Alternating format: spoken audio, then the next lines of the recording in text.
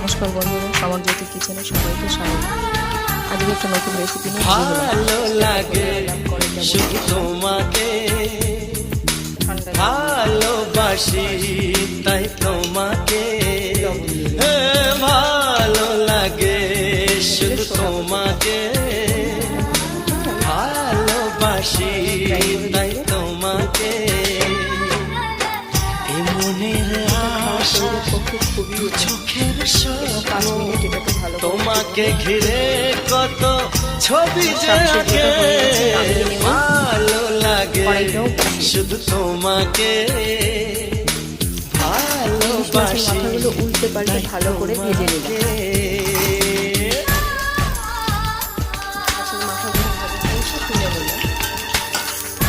ওই তেলেই আমি ফোড়নটা দিয়ে দেবো। ফোড়নে দিলাম তেজপাতা, শুকনো লঙ্কা,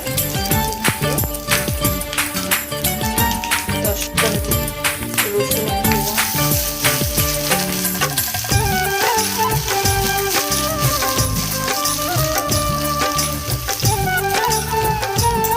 রসুনটা ভাজা হয়ে গেলে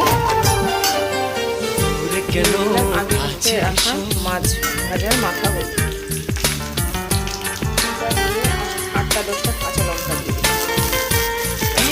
এটাকে ভালো করে মিশিয়ে নিয়ে মাছের মাথাগুলো ভালো করে ভেঙে নেব। এবার ওই শাকটা দিয়ে দেব। শাক দিয়ে ভালো করে মিশাতে হবে আস্তে আস্তে করে।